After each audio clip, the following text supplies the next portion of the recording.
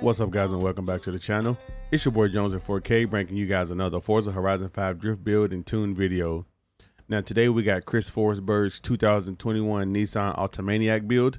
We're going to get into the tuning of this car, followed by the build, and then we're going to take it out to the mountain to see if we can 3-star the zone and also put up 1,000,000 points. Alright guys, so I know it's been like a week or so since I posted my last video, but I do have my new motherboard and I have my new CPU in. So this is actually the first video, my first time testing it, or recording. So hopefully, everything turns out well. If it does, you guys will see the video. If it don't, I'll make another one. But let's dive right into the build of this car. So for the conversion, you can only swap the drivetrain, and we left it rear wheel drive. For the transmission, we left it stock. For the drive line, we did put the race drive line in it. And then for the differential, we left it stock, which is the drift differential. On the platform and handling, the only thing we could change is the brakes. So we put the race brakes on there so we can tune them. For the tires, the only thing I changed in the tires is the compound from the stock tires to the Horizon Semi Slicks. The rim size are stock at 18s in the front, 18s in the back. The rim choice is still stock. I didn't change it. The track width, I didn't change it at all. Everything on this car is pretty ready to go. The front tire width is a 245. The rear tire width is a 295. And I was going to do 315 with 1300 horsepower, but I wanted to see how challenging it would be to do a 295 with 1300 horsepower. So we left the stock 295 on it.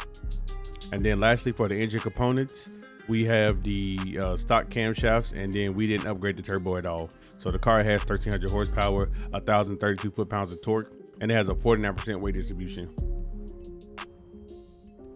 Now diving over into the tuning of the car, for the tire pressure, we have 32 in the front, 17 in the rear, which this did come stock on the car, and this actually feels good. This is somewhat what I run anyway. I might bring the front tire pressure down some, but this worked. For the gear ratio, I adjusted the gear ratio very slightly. So we have a 310 final drive, a 300 first, a 225 second, a 180 third, a 147 fourth, a 125 fifth, and then a 109 sixth gear. For the alignment, we have -5 degrees camber in the front, no camber in the rear. For the toe in the front, we have 0.1 degrees toe out, and then we have -0.5 degrees toe in. And then for the front caster angle, we have 7 degrees. For the roll bars, we have 5.4 in the front and then 9.5 in the rear. For the springs, now they had this car extremely soft in the front, but I wanted to stiffen the front up a little bit, see if I can get some of that weight to transfer to the back and stay in the back. So we have a 728 pound spring in the front, and then the rear is 296. The rod height is slammed as low as it can go, 2.3 in the front and then 3.1 in the rear. For the dampening, I did increase the rebound stiffness a little bit more. It was a little soft, so I increased it some to 6.5 in the front rebound and then 6.1 in the rear rebound. And then for the bump stiffness, we have 3.3 and then 3.1 in the rear. For the aero, I took it all the way down to 100 in the front and then took it down to 100 in the rear to kind of balance the car out a little bit more. And then for the brake balance, we have 70% brake balance with a 60% brake pressure. You could also go 65, but I went with 60. And then for the differential, I left it the way it was at 98% and then 5%. That was the build. This is the tune. Let's take it out to the mountain and hit the zone. All right, so we done made it to the top of the mountain, guys. Let's not waste no time. Let's get some heat into these tires and let's send it down the hill.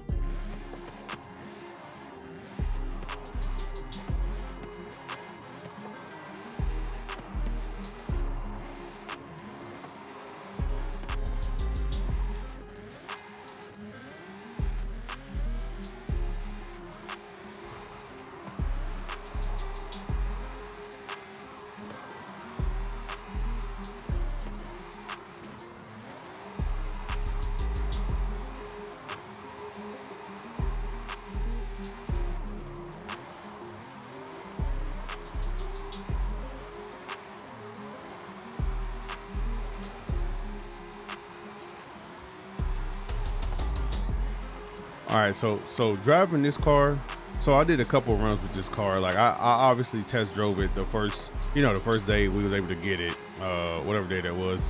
And I drove it just the way it was stock, and I wanted to do a comparison. So I was able to put down 1,000,000 points like with the way it was stock, and it wasn't that bad.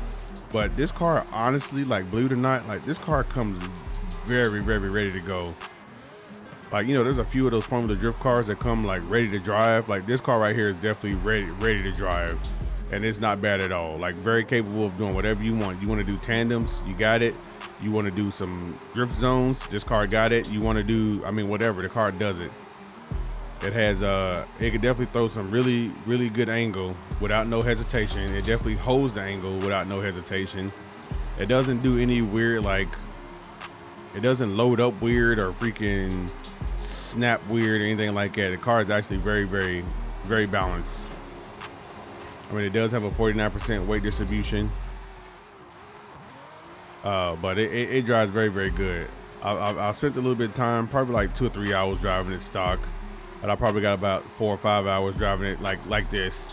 Like I've driven it all around Mexico. I put up 10 million points skill score with this car. So, well, actually it was like 16 million, but like I was able to hold it that long. I drifted with this controller in my hand for that long, and it's crazy. Like, and I mean, just driving this car, like at no point in time did I feel that this car was going to spin out, that this car was going to drop the points, that this car was going to lose the drift, like at all.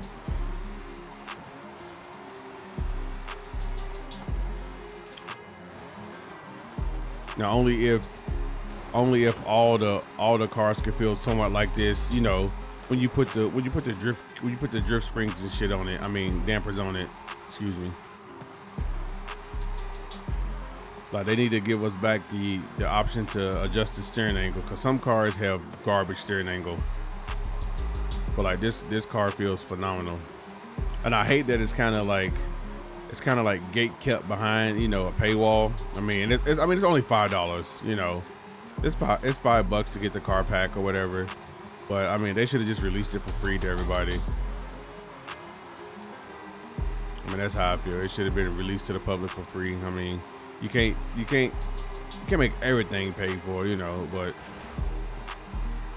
there's 1,052,000.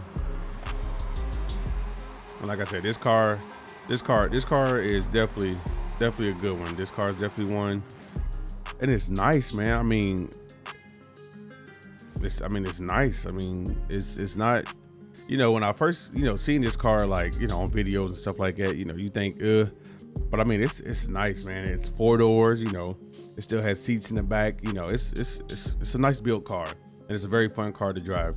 But that's gonna be it for me, guys. Hopefully you guys enjoyed the video. If you did, leave a like on the video, comment down below if you have any other suggestions, subscribe to the channel as we are growing, and I'll catch you guys in the next one.